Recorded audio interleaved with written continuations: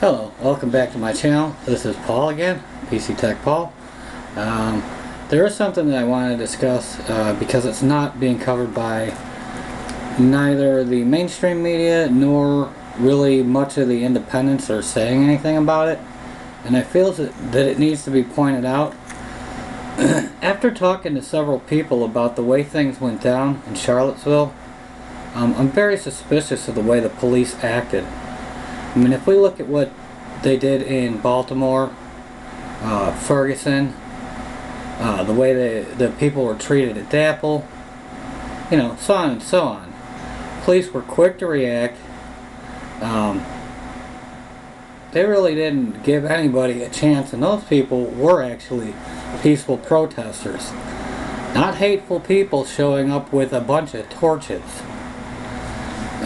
Donald Trump can say all he likes that there are fine people in that crowd, but anybody who watched the Vice story knows that just simply ain't the case, because they started off basically filming it the night before what happened on the streets. Now, besides all of the fighting, look at Occupy Wall Street. I mean, people that were sitting on the curb basically doing nothing got maced or pepper sprayed, whatever you want to call it, at point blank range by the cops. They were beaten with clubs, and it's just outrageous. You get this talking point from all these right-wing conservative people to say, well, the KKK and the white supremacists had a permit. So what if they had a permit? Did that permit include bringing assault rifles? 9mm guns? Did it include being allowed to wear, full-on riot gear? I don't think so. A permit is for picnics, not for this kind of crap. And the thing that really bothers me the most is what happened to Heather Heyer. Because if this was planned out for so long, and the cops were there to direct everybody in a certain direction, somebody explain to me how the hell that car was allowed by the police to even get on that street when you had all them people walking down that road. That doesn't make sense. It does not add up. And I talked to another friend of mine, and I likened it to, because he was in the military, I haven't been, but I even asked him. Now, in a combat situation, let's say in Iraq, if you're walking down a street and you've got a group, of soldiers, you've got the tanks, you've got the trucks, you've got whatever. In this case, compare that to the police. The police should have been behind all of these people that were walking away. They were walking away. They weren't fighting anymore. They weren't being violent. Where were the cops to block off from anybody being able to drive down that street like that?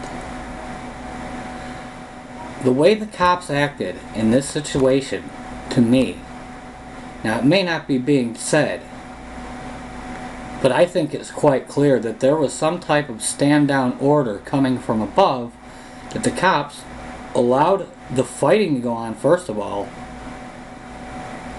but then somebody made the decision not to do anything to protect the people on the street from vehicles coming through.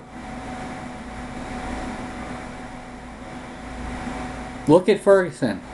People couldn't walk through without, all kinds of armored vehicles just coming at them, shooting tear gas and flashbangs and God knows what else at the people that were protesting as they were trying to get away. Where were the cops behind these people that were trying to leave? Why weren't they there? Why wasn't there a mobile barricade to make sure that didn't happen to Heather Heyer and the other people that were injured? Now, I know nobody on the mainstream media is going to talk about this whatsoever. It's just not going to happen.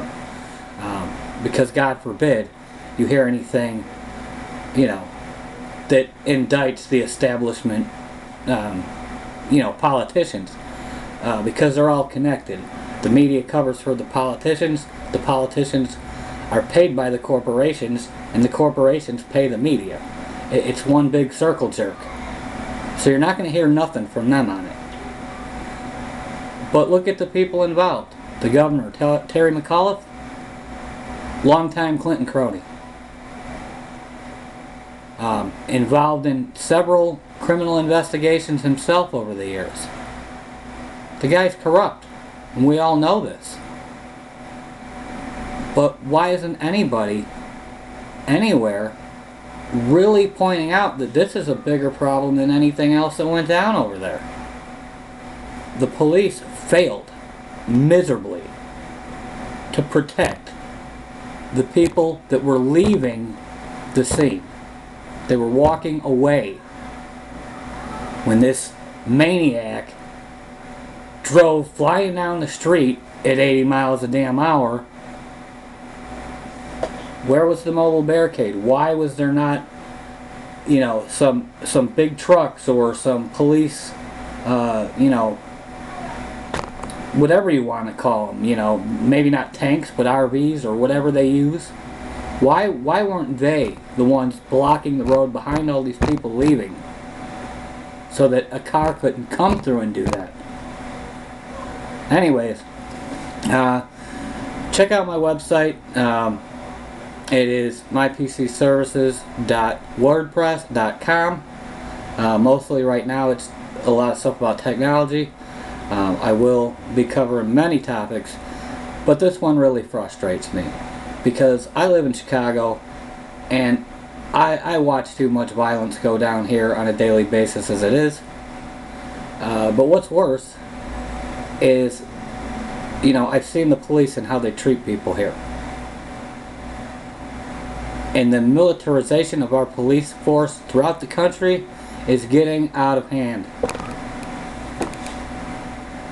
Also follow me on Twitter. I'll leave all the links under the description of the video.